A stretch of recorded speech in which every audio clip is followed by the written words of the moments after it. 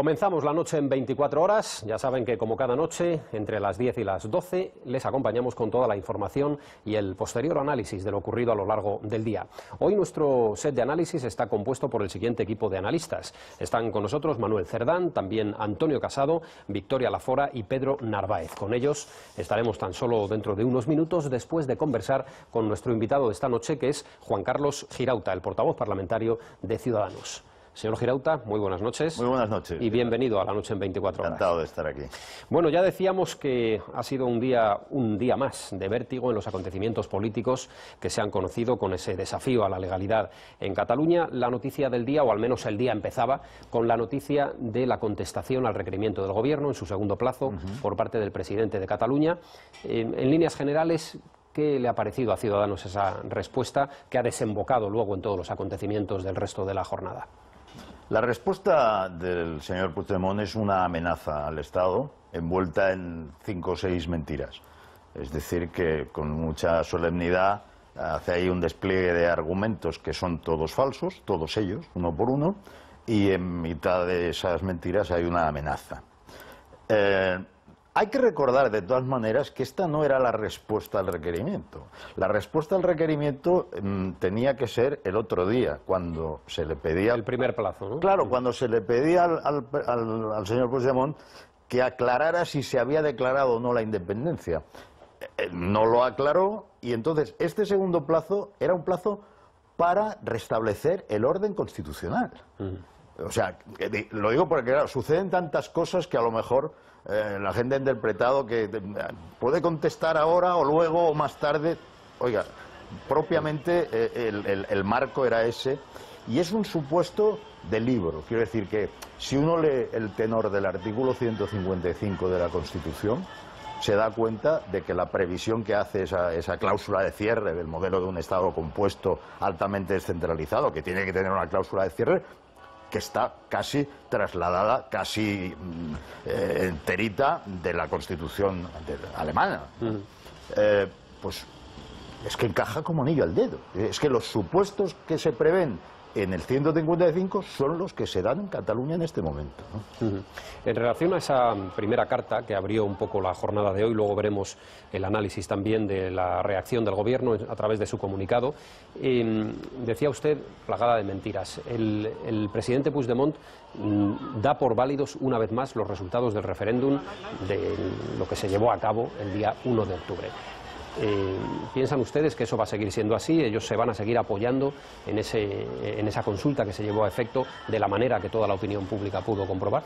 Bueno, es que el señor Puigdemont y su gobierno y los grupos que lo apoyan se han metido en un lío muy grande, pero se han metido ellos solitos. Quiero decir que es tan clamoroso que resultaba inconstitucional las dos leyes que colaron con calzador el 6 y el 7 de septiembre en aquel golpe institucional, la ley de referéndum, la ley de transitoriedad jurídica, que dejan de pronto, por una decisión que nada tiene que ver con un Estado democrático de derecho, fuera del marco constitucional español, fuera de la legalidad de un Estado de derecho miembro de la Unión Europea, que es una democracia homologable, de pronto dejan fuera a todos los que somos catalanes. Y además con unas formas que son más propias de Venezuela, que de la Venezuela de Maduro, que de un país europeo, impidiendo que la oposición ejercite ni siquiera su derecho a hacer enmiendas, a contestar. Y quiero recordar que en este momento el Parlamento está cerrado. O sea, es que es un régimen que se ha salido de la Constitución española, que ha cerrado el Parlamento y donde tienen nada menos que a la Policía Autonómica bajo el mando de un declarado desconocedor del marco legal y constitucional, porque han creado una realidad jurídica paralela que ha sido anulada en gran medida ya por el Tribunal Constitucional, otra parte suspendida, y todo esto no se aguanta de ningún modo. O sea, es una lógica paralela, antijurídica, que lo que ha hecho es que el gobierno de la Generalitat de Cataluña no constituye ya una autoridad. Es decir, cuando un poder público hace tal cosa, la obligación del demócrata, la obligación del ciudadano es no acatar lo que decides. ¿Por qué? Pues porque nosotros seguimos siendo, los catalanes, seguimos siendo ciudadanos de una España democrática, Estado democrático de derecho, miembro de la Unión Europea, con libertades y derechos que no nos garantiza el gobierno catalán, que no nos garantizan las autoridades catalanas, pero sí nos garantiza, afortunadamente, nuestra continuidad como ciudadanos españoles, que va a seguir siendo así por mucho tiempo, y espero que, en fin, que no se vuelva, después de esta experiencia, que no se vuelva a plantear algo tan descabellado como creerse que la vía de los hechos consumados puede hacer que triunfe una secesión en Europa. Vayamos a la respuesta del Gobierno, señor Girauta. Sí. Consejo de Ministros el próximo sábado para aprobar las medidas oportunas y elevarlas al Senado para su posterior aprobación en la Cámara Alta, como marca el artículo 155. ¿Qué medidas considera Ciudadanos que tienen que estar sobre la mesa? Suponemos que hay ya un acuerdo previo, como en el caso también del Partido Socialista, pero ¿pasarían por la intervención de consejerías, por remover a los titulares de las consejerías? ¿Hay algo que se pueda adelantar, si usted lo sabe? Mire usted, nosotros, cuando digo nosotros me refiero específicamente a Ciudadanos. En Ciudadanos no consideramos que haya que dictarle al Gobierno los cauces técnicos que debe seguir para conseguir un cierto resultado. Consideramos que lo que nos corresponde es pedirle un cierto resultado. Nuestro caso es, mire, queremos que se restablezca el orden constitucional en Cataluña, que nuestras libertades y derechos vuelvan a estar garantizados, y queremos cuanto antes unas elecciones en Cataluña que sean democráticas y libres.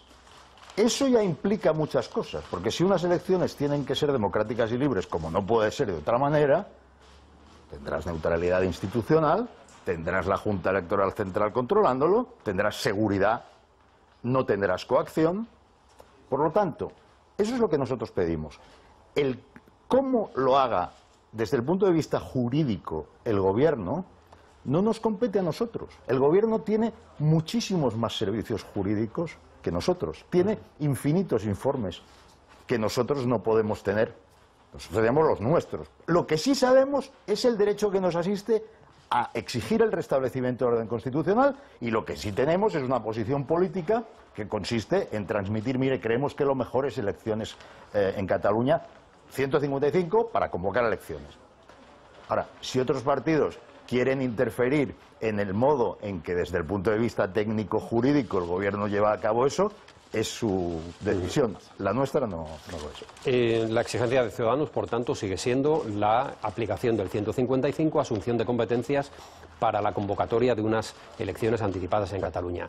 ¿Qué pasaría si es el propio presidente Puigdemont, una vez comenzada la aplicación del artículo, el que se adelanta con una convocatoria electoral, cosa que está estos días circulando como posibilidad real? Sí, ¿De esa forma quedaría paralizada la aplicación del artículo? Sé que eso circula como una posibilidad real.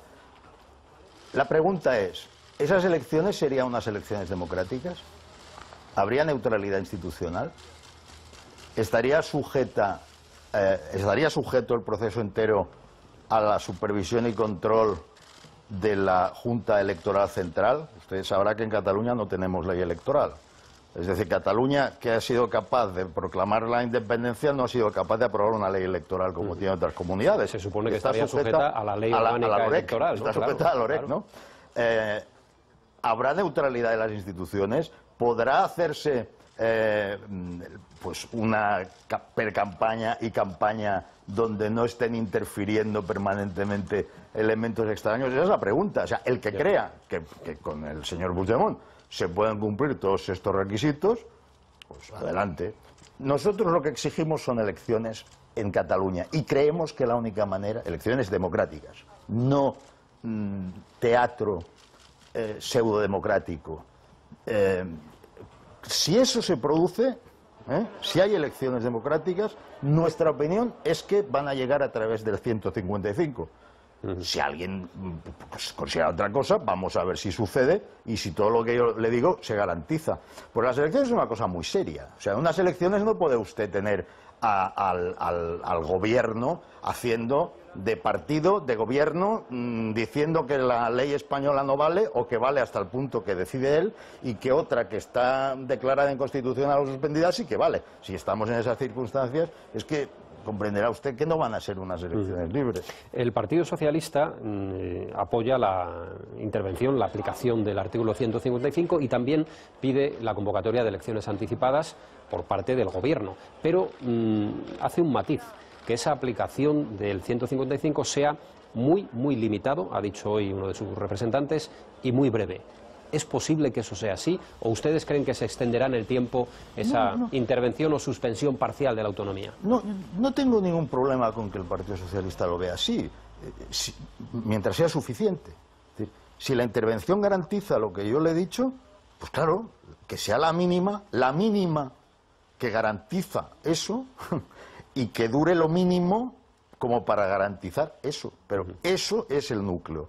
Elecciones democráticas, con todo lo que ello significa en cuanto a seguridad, neutralidad institucional y recuperación. Repito, es que la democracia está suspendida en Cataluña. Lo que está suspendida es la democracia y el propio autogobierno. ¿Cómo se puede decir que hay autogobierno allí donde el propio gobierno tiene cerrado el Parlamento? Es que no ha hecho caso, no ya a ese Estado central que ellos satanizan. Es que no han hecho caso a los letrados del Parlamento cuando tiraron adelante sus normas inconstitucionales. Es que no han hecho caso al Comité de Garantías Estatutarias. Es decir, es una cacicada antijurídica que desconoce completamente cualquier juridicidad. Insisto, claro, es que las leyes a veces se dicen, no, es que solo la ley, oiga, la ley es la garantía de que todos vamos a ser respetados en nuestras libertades y derechos. Y luego dentro de la ley vamos a discrepar, vamos a discutir. Si se puede ser independentista dentro de la ley, no hay ningún problema. El Tribunal Constitucional ha recordado que se puede reformar, faltaría más, la Constitución. En su conjunto ha dicho que eso podía haber versiones. El Tribunal Constitucional dice, se puede reformar íntegra, por los cauces que la propia Constitución prevé. Si no fuera así, no seríamos una democracia. Claro, ¿qué está haciendo el separatismo? Pues vendiendo una de las mentiras más flagrantes de su carta de hoy, que hay un clamor europeo que pide que dialoguen no sé qué. No hay ningún clamor.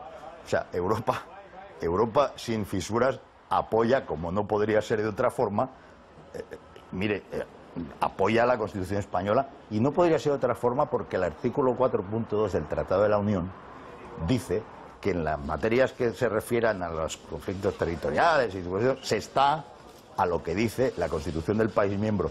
¿Por qué? Porque el hecho de ser miembro ya garantiza que es una democracia, porque si no ya no habría pasado el proceso de admisión, ¿no? Hoy mismo lo han reiterado Angela Merkel, Emmanuel Macron, los líderes europeos en Bruselas. Es decir, la columna vertebral de Europa, Alemania y Francia. Pues quedan aún cosas en el tintero. Enseguida vamos a continuar nuestra conversación, señor Girauta, ya en compañía de nuestros analistas de esta noche. Pero antes de eso vamos a repasar otros protagonistas de la jornada de hoy. Son los protagonistas de la noche en 24 horas. A través de las redes sociales en nuestro programa continuamos con la entrevista a Juan Carlos Girauta, el portavoz parlamentario de Ciudadanos. Ahora es el turno de vuestras preguntas, así que Pedro, la primera es la tuya. Buenas noches, señor Girauta. Buenas noches.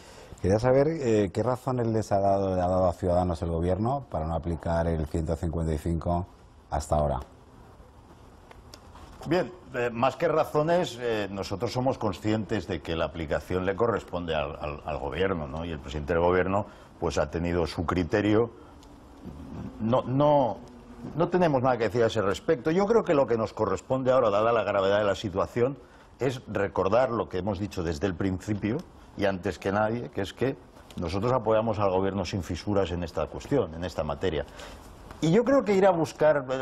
¿Cómo lo haría yo? Oiga, primero... Sí, ya lo sé, pero quiero decir, ¿a qué se ve tanta cautela por parte, por parte del Gobierno? Que bueno, que tiene que ser prudente, ya lo sé, porque para eso es el que tiene la responsabilidad. pero de alguna manera le habrá trasladado ya. Ustedes van por delante, pero hay que tener más cuidado. Se ha encontrado con algo que difícilmente cabía esperar en el siglo XXI dentro de la Unión Europea. O sea, una parte del Estado, la Generalidad es Estado, una parte del Estado que da un golpe institucional y quiere imponer una secesión por la vía de hecho. Imagínese usted eso lo que significa en una Europa donde habrá inmediatamente 30 regiones más que querrían hacer lo mismo, ¿no? Entonces, es un asunto muy grave, el gobierno tiene sus tiempos, el señor Rajoy tampoco es un hombre, digamos, que se apresure en nada, pero en este caso yo no quiero hacer ni ironías con el tema. ¿Por qué? Pues oiga, porque es muy grave. Y sí, para los que somos catalanes más. Bienvenido está que esté haciendo lo que tiene que hacer. Nosotros fuimos los primeros en decir debería aplicarse el 155. Ahora ya lo dice el Partido Popular y lo dice el Partido Socialista. Nosotros fuimos los primeros en decir habría que convocar unas elecciones cuanto antes. Ahora también lo dice el Partido Socialista. Bueno, pues estamos, por lo tanto, razonablemente satisfechos con la comprensión común del problema, con la visión común del problema. Ahora, en los ritmos, los tiempos y tal, el gobierno tiene esa atribución. También están ustedes por delante en el tema del adoctrinamiento en los colegios, por ejemplo, en el tema educativo. Sí, veo que el Partido Popular y el Partido Socialista también están por detrás. ¿Cree que al final se acabarán también apoyando la tesis de Ciudadanos o no? Pues mire, es que tendrá que ser así porque ese es el origen de todo. Sin una sociedad en la cual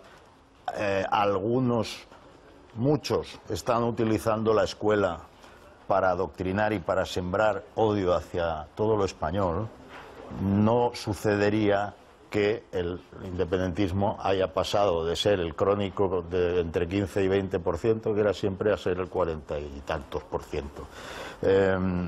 Claro, oiga, es que nos hemos encontrado cosas, ejemplos todos los días que claman al cielo. Estamos hablando del núcleo del problema, de enseñarle a los niños falsedades en los libros de texto donde se presenta, hoy he visto el último ejemplo, Cataluña como un país de la Unión Europea más, España, Francia, Italia, Cataluña, tal. El niño lo aprende ahí, está en el libro, está negro sobre blanco, letra impresa, y se lo cree, y le enseñan el mapa de los países catalanes y se lo cree, que eso es la nación suya son los países catalanes. Y vamos a cosas un poquito peores que están sucediendo.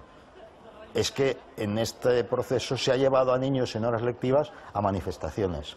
Es que se les ha preguntado en algunos colegios por si sus padres habían participado, si habían participado o no en el referéndum. Es que se han organizado representaciones teatrales con niños pequeñitos, muy pequeñitos, en las que hay un rey muy malo que mata gente y una policía malísima. Es que se ha abochornado a niños por ser hijos de policías nacionales o guardias civiles. Esa canallada no puede seguir sucediendo. Y sucede porque la alta inspección del Estado no hace su trabajo.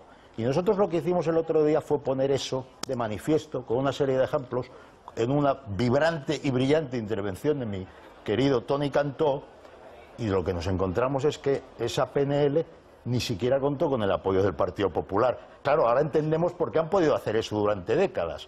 Pero, ¿qué hemos hecho? Presentar una proposición de ley. Si no quieres PNL, vamos a ver cómo justificamos ante el resto de los españoles en un largo debate que no se actúe de una vez desde una agencia independiente que tiene además la competencia. Es que se dice, no, es que esto es competencia exclusiva de las comunidades autónomas. No, esto es una competencia compartida. Y las bases y el marco los pone el Estado. Y tiene la alta inspección, que en Cataluña, por cierto, le doy que son 3 personas, entre ellos una secretaria. O sea, ya me dirá usted lo que puede hacer. Pero es que eso está pasando en muchos lugares, está pasando en colegios de Valencia, está pasando en colegios de las Baleares. Oiga, el Estado tiene una obligación. Un aula debería ser un sitio sagrado, civilmente sagrado, un templo civil. Usted no puede intoxicar a los niños, usted no puede darles ideología a niños que han ido ahí con el derecho a recibir formación e instrucción. Y ese es el origen de todo este mal. El origen está ahí. Victoria, tu pregunta. Buenas noches, señor Girauta. Buenas noches. A ver, ¿ha puesto usted o ha planteado dudas sobre la limpieza electoral en caso de que el señor Puigdemont, como alternativa para que no entre en vigor el 155, plantee unas elecciones ahora? De no ser así, tendrá que ser el Gobierno, una vez que esté en funcionamiento el 155, y teniendo en cuenta que parece que hay un consenso en que esto no dure mucho tiempo, el que plantee una convocatoria electoral. Sabe que Junts pel Sí y la CUP ya han dicho que en caso de que sea el Gobierno de Madrid no considerarán que han sido apelados a las urnas y por lo tanto no participarán. ¿Qué recorrido cree que tiene usted cree usted que tiene esta amenaza? Mire usted, si en unas elecciones limpias, libres, democráticas, con todo el mundo con el mismo derecho a expresarse y de acuerdo con las normas que cualquier Estado europeo aceptaría, hay partidos que deciden no concurrir, que no concurran. Pero lo que pasa es que esto soluciona el problema. A medio plazo, no. Es decir, esas elecciones dejan fuera... Es que el problema es mucho problema. Claro, es que el problema es muy grave. Hay un problema que es mucho más grave que el de cómo se gestiona este tema de las elecciones, siendo importante como es. El problema es que a la sociedad catalana la han roto, la han resquebrajado. El problema es que yo tengo amigos de la infancia con los que no me hablo. El problema es que se han marchado casi 1 millar de empresas, incluyendo los grandes bancos, la Caixa, el Sabadell, grandes aseguradoras, yo que sé, Bimbo, Pastas Gallo. Empiece usted a nombres de célebres por anuncios de televisión de toda la vida, que tenían su sede en Barcelona, o en Gerona, o en Lérida, o en Tarragona, y se han marchado. ¿Por qué? Porque se ha generado una inseguridad jurídica que va a ser muy difícil recuperar. Entonces, el gran problema es que se ha roto la cohesión social. El segundo gran problema es que se condena a Cataluña a una penuria económica que es culpa de un grupo de visionarios iluminados y que no nos merecemos los catalanes. Y luego vienen los otros problemas. Ahora, si la línea es, no digo que sea el caso de su pregunta, si la línea es cómo hacemos para que estén contentos los separatistas, olvídese, no van a estar contentos. No, si yo lo que planteaba... Porque la Constitución no les contenta. Sí, claro, pero si yo lo que planteaba era la dificultad de ver la convocatoria electoral, sea desde Puigdemont o sea desde el Gobierno. Lo que quería un poco era enfrentar esa situación, que es que estamos, como todo vamos aplazándolo, ahora se ha aplazado todo a una convocatoria electoral. Y parece que ninguno de los dos poderes... ¿A que sí se presentan?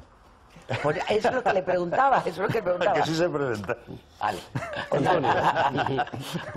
Yo voy a seguir por esta línea tratando de saber cuáles son los estados de opinión reales dentro del bloque independentista en estos momentos.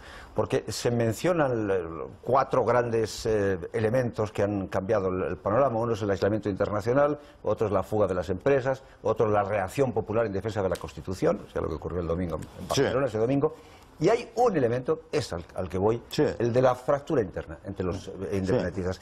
Me gustaría saber, como catalán y como representante de un partido político pues asentado muy bien, asentado en Cataluña, que tratásemos de saber, por ejemplo, si se convocaran unas elecciones, ¿aumentaría la facturación electoral de los independentistas en unas eventuales elecciones autonómicas? O, si se llegase a votar en el Parlamento la declaración de independencia o la declamación de la independencia, que no sería otra cosa, ¿podría haber fugas de diputados independentistas PDeCAT, parece ser, ¿no? Bueno, mire... Que no votasen a favor. Las dos cosas.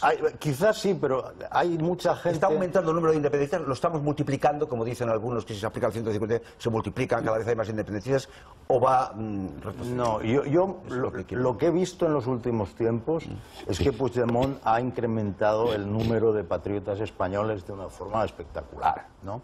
Lo que yo he visto en las calles de mi ciudad no lo había visto en mi vida.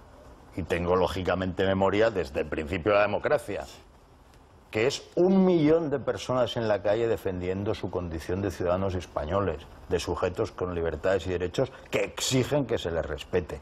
Yo lo he vivido el 8 de octubre y, oiga, eso no había pasado jamás. Y no habría pasado porque era una sociedad que había entrado en la espiral del silencio, no habría pasado si no fuera tan grave aquello a lo que se le ha sometido. Y cuando ves además que huyen en desbandada las empresas, ¿no?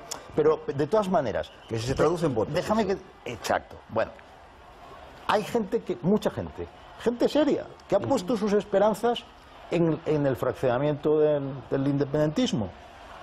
Yo creo que, bueno, que está bien que se haga y tal, y que los analistas lo hagan, pero no creo que sea la vía, porque hay un pensamiento homogéneo, pétreo, por parte de esa opción, en la que ya se confunde convergencia con la CUP y en medio Esquerra, en que no hay matices, en que uno dice, ¿cómo es posible que alguien que venga de este mundo, alguna gente que venía de CIU, gente que venía de Unión y que se han metido en esto, esté compartiendo con gente que son los antisistema, los herederos directos de la CNT-FAI de los años 30, los herederos, están ahí?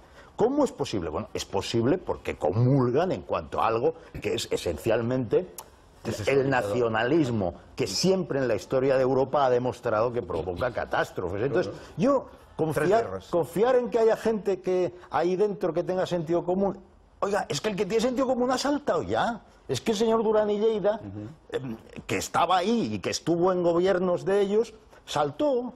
Y ahora mismo está diciendo que hay que aplicar el 155 y está reconociendo que se equivocó. Oiga, todos nos equivocamos, pero si alguien tiene algo de sensatez, a estas alturas ya ha saltado de esa aventura. Ya, o sea que los que quedan son todos muy cafeteros. No hay...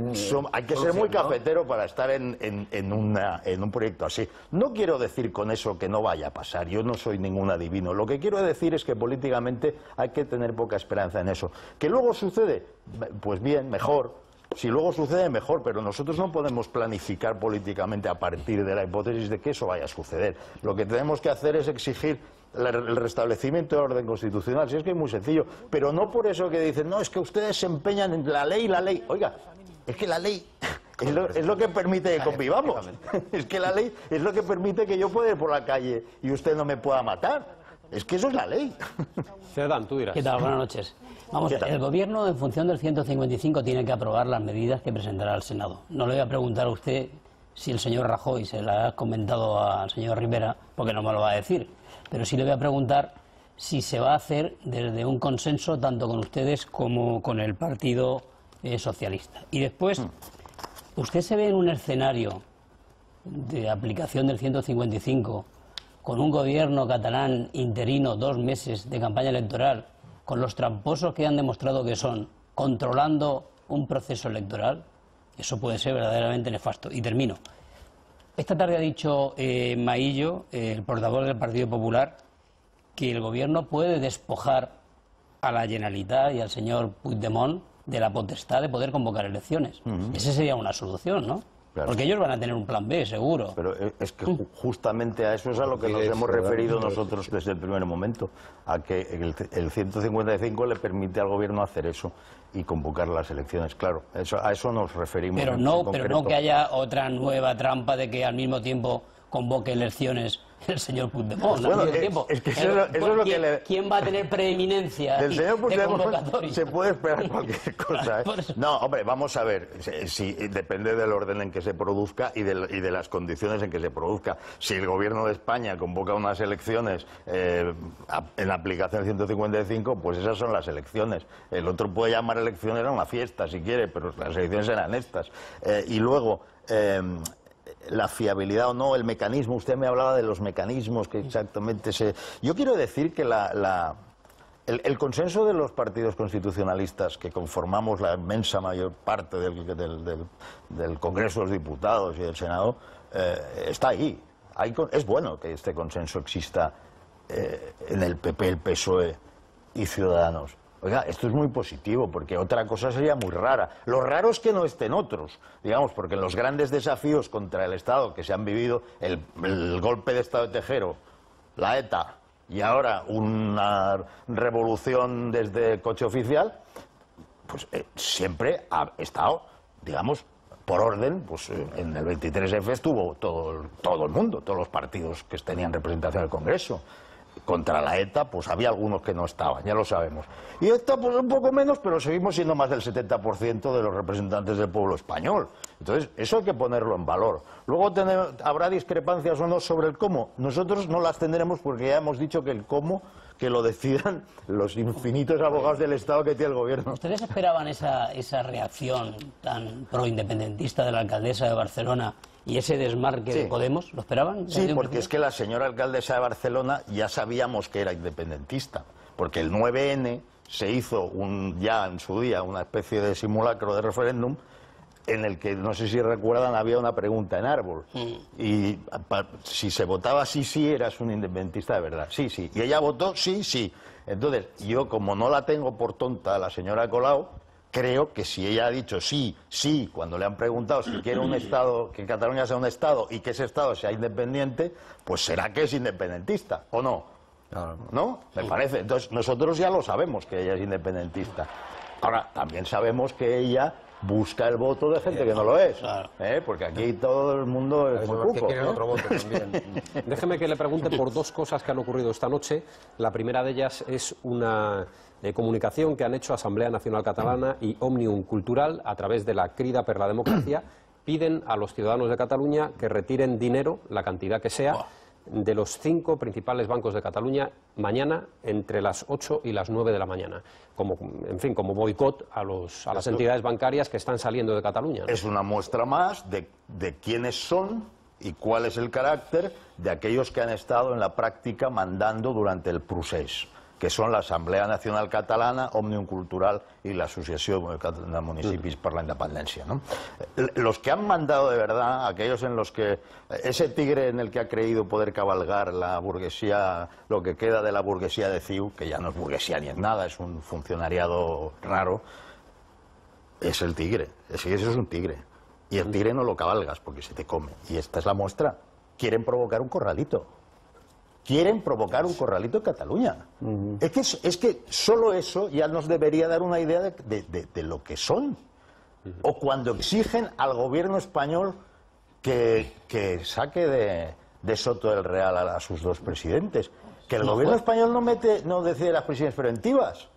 Que estamos en una democracia. Ellos, como lo que tienen en la cabeza no es democrático, como su modelo de jueces, que además lo han puesto por escrito, son jueces nombrados por el gobierno, pues se creen que esto funciona así. Es Goebbels puro.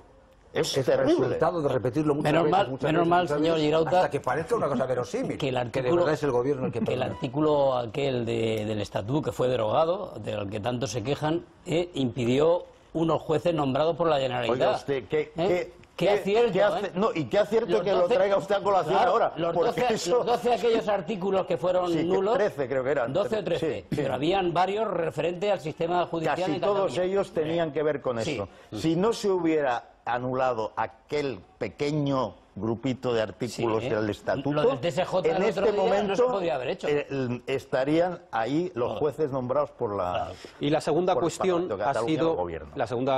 ha sido un acoso que ha sufrido esta tarde García Albiol, el presidente del Partido Popular de Cataluña, cuando estaba inaugurando una nueva sede del Partido Popular en Sant Cugat del Vallès. Son estas imágenes que estamos viendo ahora mismo. Él mismo ha agradecido a los Mossos la protección que le han brindado para poder salir de la sede. ¿Es algo a lo que nos acostumbraremos en los próximos tiempos? Antes que nada, déjeme que le envíe mi solidaridad y un abrazo muy fuerte a Xavi García Albiol. Lamentablemente, pues los que defendemos la Constitución en Cataluña y los que defendemos la convivencia y la igualdad de todos los españoles, pues nos encontramos con este tipo de cosas. El otro día fue la ministra de Sanidad, los Montserrat. En nuestros locales pues estamos hartos de que se les asalten. Nuestro jefe de grupo municipal hospitalet le han agredido ya físicamente. Mire, estamos acostumbrados, pero no nos podemos acostumbrar, porque es aberrante. Porque cuando se ataca a un representante político de forma personal, se está atacando no solo a él, que ya es inadmisible, se está atacando a todos aquellos a los que él representa. El señor Xavi García Albiol representa a muchos catalanes. Inés Arrimadas, o Fer de Páramo, o José María Espejo, o Carlos Carrizosa, que el otro día se tuvieron que refugiar en el local de Ciudadanos porque había una turba ahí fuera, representan a más de 700.000 catalanes. Pero es que, claro, para la presidenta del Parlamento de Cataluña no somos catalanes, ¿sabe usted? Porque la presidenta del Parlamento de Cataluña, antes de serlo, cuando era la líder de ANC, estos del Corralito, decía, por un lado está el pueblo catalán y por otro está el PP y Ciudadanos. Eso es lo que decía.